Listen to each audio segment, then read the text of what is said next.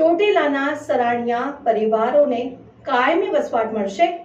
17 વિચરતા પરિવારોને મફત પ્લોટ અપાયા। સુરેન્દ્રનગર જિલ્લા કલેક્ટર રાજેન્દ્ર કુમાર પટેલના માર્ગદર્શન હેઠળ ચોટીલાના નાયબ કલેક્ટર એચ.ડી. મકવાણા અને મામલતદાર ચોટીલાની ટીમ દ્વારા અનેક અનોખી પહેલ હાથ ધરવામાં આવી। આ પહેલ હેઠળ ચોટીલા ગામમાં સપના હોટલ પાસે ઝૂંપડપટ્ટીમાં રહેતા વિચરતી વિમુક્તિ જાતિના સરાણિયા પરિવારના કુલ 17 સભ્યોને મફત રહેણાંકના પ્લોટ આપવામાં આવ્યા અને ચોટીલા તાલુકાના નવા ગામમાં આવેલી સરકારી સર્વે નંબર 69 પૈકીની જમીનમાં સરકારી જોગવાઈઓ મુજબ આ 17 વ્યક્તિઓને સ્થળ ઉપર જ સનદ આપીને કાયમી વસવાટ માટેની સુવિધા પૂરી પાડવામાં આવે। આ લાભાર્થીઓમાં ચૌહાણ, સોલંકી અને જાદવ સરાણિયા અટક ધરાવતા પરિવારોનો સમાવેશ થાય છે, જેમણે વર્ષો સુધી મુશ્કેલીભર્યું જીવન જીવ્યું હતું અને વિદ્યાર્થીઓએ રાજ્ય સરકાર, કલેક્ટર, નાયબ કલેક્ટર અને મામલતદારનો હૃદયપૂર્વક આભાર વ્યક્ત કર્યો અને ખુશી વ્યક્ત કરી કે હવે તેમને કાયમી રહેઠાણ મળ્યું છે। જોતા રહો ભારત ટાઈમ્સ ન્યૂઝ।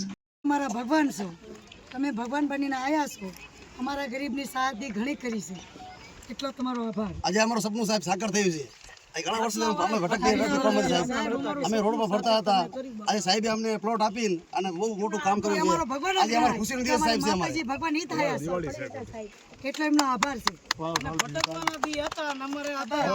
રાજ્ય સરકારનો એક ખાસ પોઝિટિવ અભિગમ એ રહ્યો છે કે કોઈપણ વિચરતી વિમુક્તિ જાતિ હોય તેઓને કાયમી એટલે કે સ્થાયી વસવાટ થવા માટે તેઓને વિના મૂલ્યે રહેણાંકના પ્લોટ આપવાની જોગવાઈ છે અને મહેસૂલ વિભાગનો 6/6/2003નો જે પરિપત્ર છે એ પરિપત્રની જોગવાઈ અનુસાર જે પણ કોઈ વિચરતી વિમુક્તિ જાતિના જે પણ કોઈ ઘરો છે, જે પણ પરિવારો છે, સમાજ છે, તેઓને કાયમી સ્થાયી થાય, તેઓ કાયમી વસવાટ કરે અને પોતે પણ પોતાનું જીવન છે એ માન અને સન્માન સાથે જીવી શકે, એક ગર્વથી જીવી શકે તે અભિગમને સાકાર કરવા માટે આજે ચોટીલા તાલુકાના નાવા ગામ ખાતે અહીંયા જે 17 સરણિયા પરિવારના જે વિચરતી વિમુક્તિ જાતિના પરિવારો છે તેઓને આજે અહીંયા સ્થાયી રૂપે વસવાટ કરવા માટે પ્લોટ છે એ પ્લોટ આપવામાં આવેલા છે।